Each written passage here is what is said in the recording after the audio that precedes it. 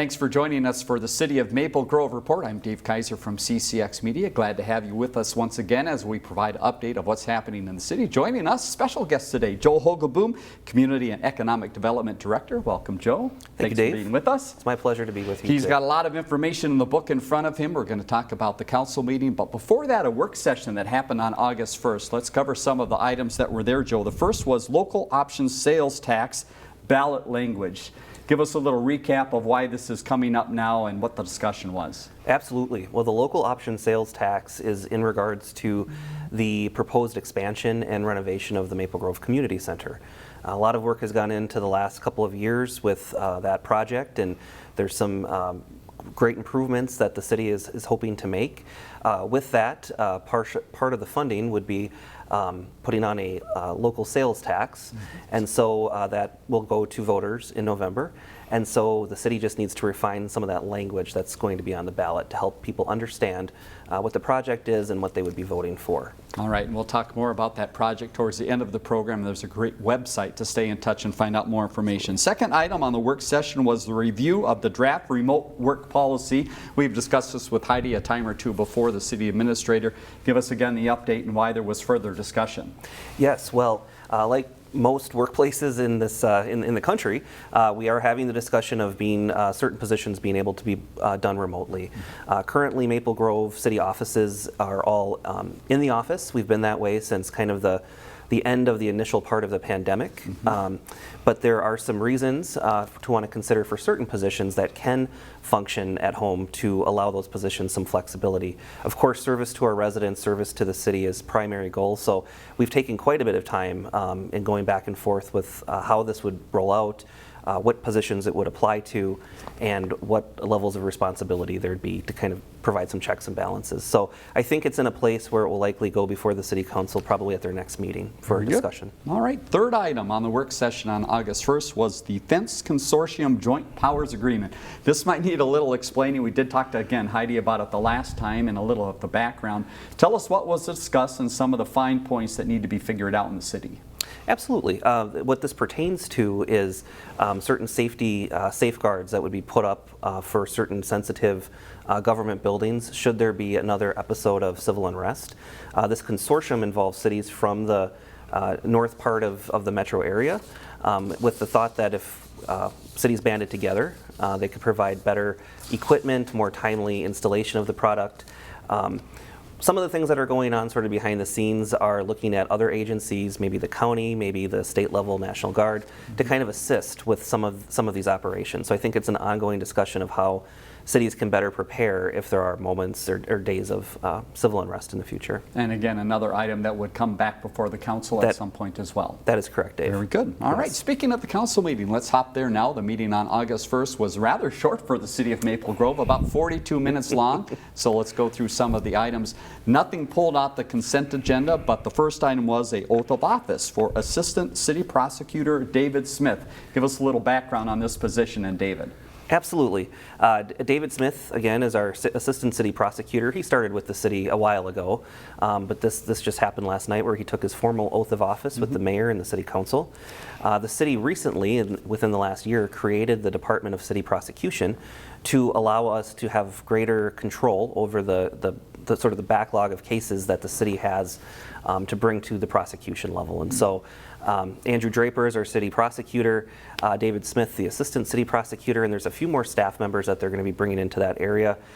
We took over city prosecution duties from our consulting prosecutor in June, and already these gentlemen have a very full plate. So we're happy to have David on board. Welcome to David. Yes. Next item was a little strange in the order of things happening at council meetings. The council adjourned to go into an EDA meeting, and it all makes sense as the agenda goes on. Tell us why this was necessary and what was discussed. Absolutely. Well, there's certain things that the council is in charge of approving, and there's other things that the Economic Development Authority or the EDA has to take under their purview. In Maple Grove, the council functions as both bodies, but they have to separate the meetings between their responsibilities as council members and Economic Development Authority commissioners. And so the break was really so to give the Economic Development Authority time to discuss and focus on a request for some TIF agreements in the Arbor Lakes Business Park area. So related to existing development, it wasn't a new development project. This item actually then came back to the council agenda later in the evening for ratification by the City Council. But it had to go through the right steps of the process, and it did. So EDA approves. We'll get to it again later on in the agenda. Next item was updates on community and economic development. So a lot of your information here. Yes. The first relates to a variance for a garage expansion. Again, this is something that the city gets every so often. Tell us a little bit about this particular process. Variance process, it's pretty simple. The city has certain regulations that everybody must follow in terms of how tall a building or a home can be, how close that building or home can be to the property line, and et cetera. And so this was a case where it was a home that was built in the 1960s. It was a home that had a one-stall garage, has a one-stall garage. Sure. Okay. And of course, modern times, the owners have lived there since 2016. They have a growing family, wanted to expand that garage. Well, the expansion plans to build a full two-car garage go about 1.5 feet over the line of where technically it can go into that setback area, that side yard area. So they had to apply for what's called a variance to that part of the code. It went before the Planning Commission, it went before the City Council. The neighborhood was very supportive of this and of the family's request, and the council unanimously voted to approve the variance. So we wish that homeowner well with his project and look forward to seeing the final outcome. Next item under community and economic development is something that you've probably heard about through the media, and we've talked about in the past, the new business coming to the Grove area. Tell us a little bit more about the business again and what this step of the process was. It's still early on. Absolutely. Well, if social media is any indicator, people are very excited about this particular business. Pints and Paddle is what it's called.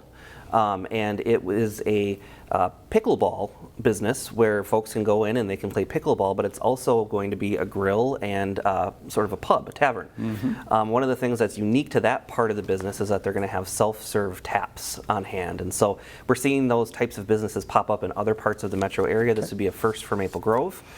We have some local business people behind this development. It's had a lot of momentum, and we think it would really add to the entertainment flavor in Maple Grove. So you can go there to play pickleball, you can go there just for dinner, you can go there just for a beverage. It's going to be a great venue, and it's going in the area, in the space sort of between Target and Haskell's, and the new Crunch Fitness and Slumberland. So great addition to the area. Very good. So where are we in the process here? I can imagine people want it to be open tomorrow, but that's not the case. It takes some time. So where are we in the city process? Well, the City Council approved the development plans last night. And so there's a few other pieces that kind of need to come together, but we're expecting the applicant to come in and pull building permits probably later this summer. Usually for that type of development, it's about a year construction, so they expect to be open next summer. All right, and again, all indoors, so you can play throughout the year if you would like.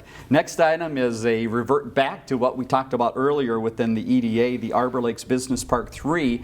Tell us again about this next step of the process and what is in the minds of the city for that area. Absolutely. Well, this was just the City Council's ratifying the Economic Development Authority's approval of this TIF process. Generally speaking, for that area, we're sort of gung-ho with new businesses that are coming in. This is the third phase of the Arbor Lakes Business Park, so this is really a phase that's closer to the freeway, so this will be something that's very visible as you come into Maple Grove from the cities. The area is reclaimed, so it's no longer in gravel mining operations, so we can expect to see quite a bit more development in the Arbor Lakes business area. Exciting to see that move ahead. Final item under community and economic development was the interim ordinance prohibiting the sale, testing, manufacturing, and distribution within the city of products containing THC. And the city of Maple Grove not alone, so tell us a little bit more about THC and the whole process here. What happened to lead the city to have to make a decision like this? Well, sure, Dave. Well, THC is the intoxicating element to marijuana. And previously it had been illegal in the state of Minnesota for sale and use. As of July 1st, a certain percentage, a lower percentage of THC containing products were legalized by the legislature. The issue is that certain stakeholders, including the cities and some of the groups that represent cities' interests, such as the League of Minnesota Cities, hadn't been made aware that this was happening and hadn't been brought along to talk about some of the nuances and issues associated. So what the City of Maple Grove has done is last night our City Council authorized a moratorium, which means that for 1 year, those products are not allowed to be sold within the city of Maple Grove.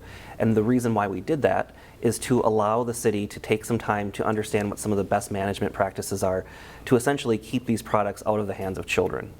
The products are restricted to people that are over the age of 21, but the state did not put any restrictions on in terms of where they can be located in stores, where they can be located on shelves. And so we just have some concerns about who's accessing those and are children able to access those. So I don't anticipate the ban or the moratorium to take a full year, but it does allow us time to look at what some good regulations would be to ensure that adults are purchasing these products.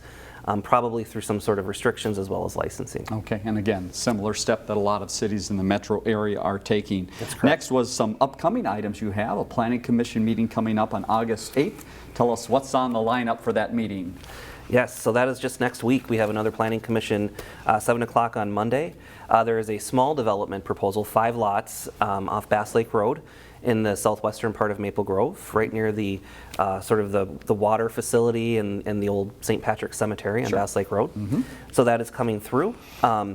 We are looking at creating a new lot or a new plat next to the Floor and Decor store, soon to be Floor and Decor store, which will eventually allow for a standalone restaurant to be located in that site. So and that is the old movie theater spot and around Malone's in that area, correct? That is correct. Okay. Yep. And folks are out in that area right now. They'll see not only the reconstruction of the movie theaters into the Floor and Decor, but also some new landscaping that's going in, some much needed improvements to the parking lot and the drive aisles. So we're excited to see that starting to come together. Very good. The last item would be the Suite Living of Maple Grove, and that's Suite, S-U-I-T-E. Okay. And that is very similar to, if folks are familiar with the Beehive, which is on Weaver Lake Road and West Fish Lake Road, which is an assisted living facility, a small-scale, residentially themed assisted living facility. About 52 beds would be available at the Suite Living facility. This would be in the area next to Hy-Vee, so in the southwest part of the city. So it would provide a need. I know just talking to some of the providers that are in Maple Grove, there's very long waiting lists for these types of facilities. So I think that this is in a very good place to move forward to the Planning Commission, ultimately to the City Council. Very good. So all of those items coming up at the meeting on the 8th. Yes. Next to engineering, a couple quick updates, and the first two having to do with 610, always being talked about in various different ways. Tell us about the two discussions related to some property out there and also some funding. Absolutely. There is some remnant property, some remnant right-of-way property that was originally looked at as possibly aligning 610 west of I-94. As the plans have tweaked for the highway, those plans have shifted, and so that property is going to likely be going back into sort of a development-ready type situation.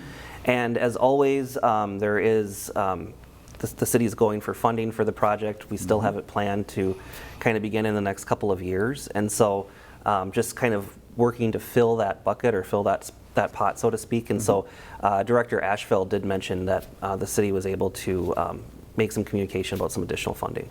Final note under his update from Ken Ashfeld was helicopters, talking about some helicopters flying around town, and it's a specific purpose. Why are there helicopters? Yes. So the helicopters are to do a specific thing, and that is to put lightning-proof shielding on some of the high-voltage power wires in the city. So you will see some low-flying helicopters. Okay. I'm told in the area along some of the power line facilities, the big power line facilities, sort of west of Fernbrook Lane toward County Road 30. So if you see those in the sky, we just tell people to don't cause a traffic jam.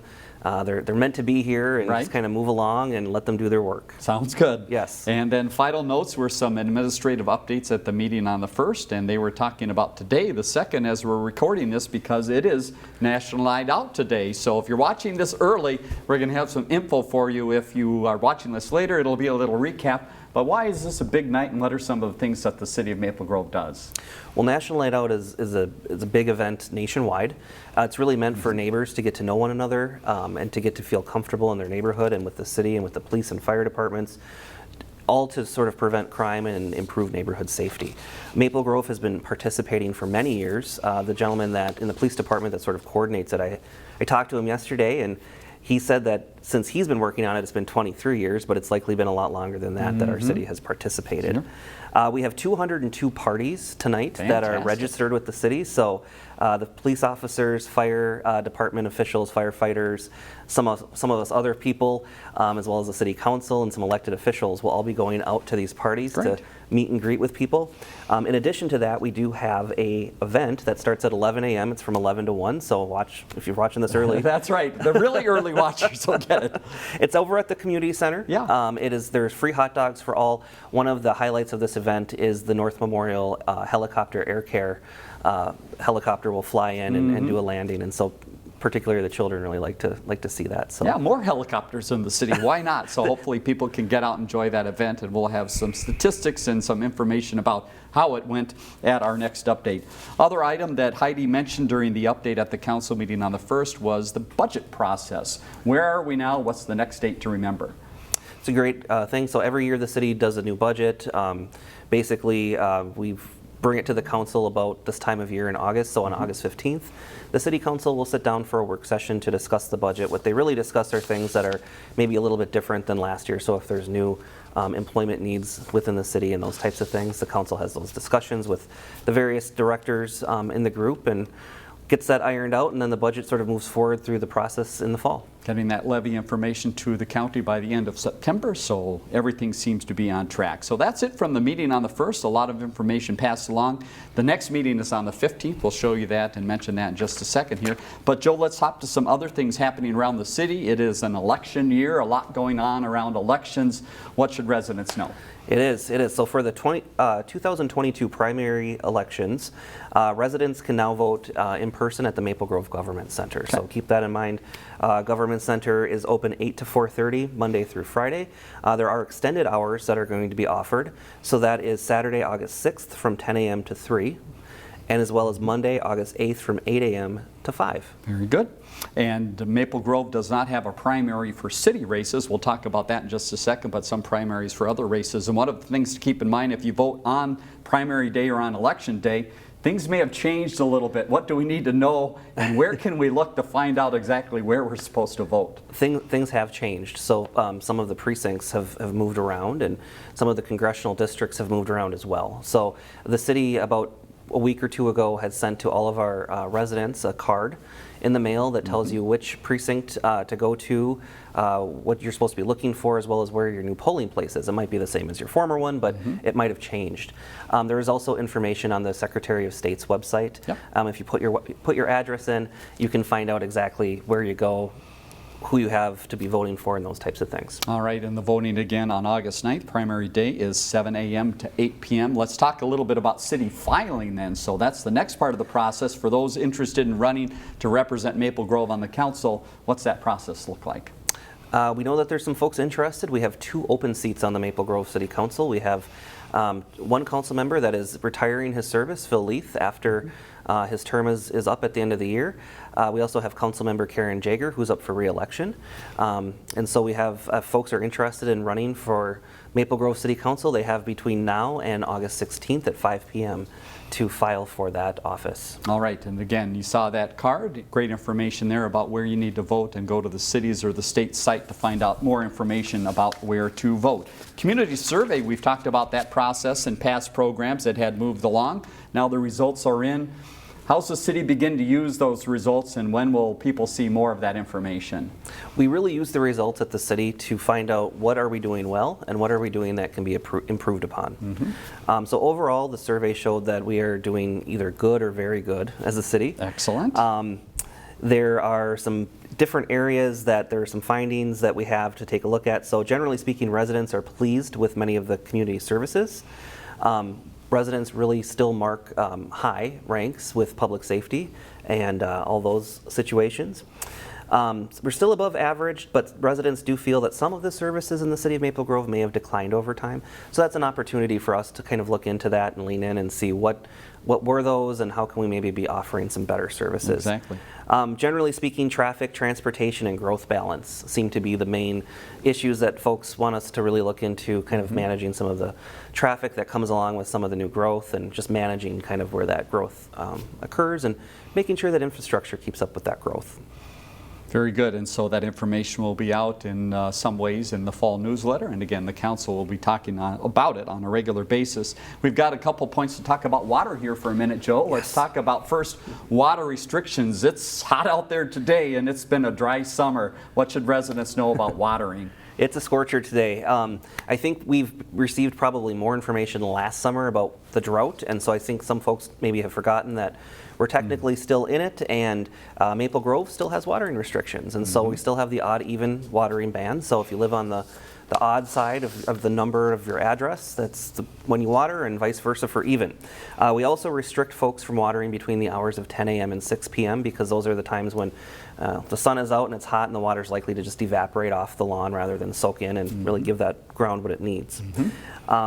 There are minor exceptions for the water ban, including if you've laid new sod and those types of things. So if you have a unique situation, I would encourage you to check out the city's website or contact us at City Hall. Very good. All right, speaking of water as well, here's a way to save a little money. The water rebate program. What is this? Yes. So in an effort to save more water and reduce costs, we have a program in place now that if a person were to replace an irrigation system, an existing irrigation system, they can receive up to a $250 rebate. So more information on the front page of the city's website on that, but we do encourage people to check that out if they're thinking of replacing that system. Very good. Final water note is water quality. Information is now available about the great water quality in the city. Where can they find that? That's also available on the front page of the Maple Grove website, and just for everybody's awareness, the water quality report is good and Maple Grove achieves what the standards need to be, but more information is of course on the website.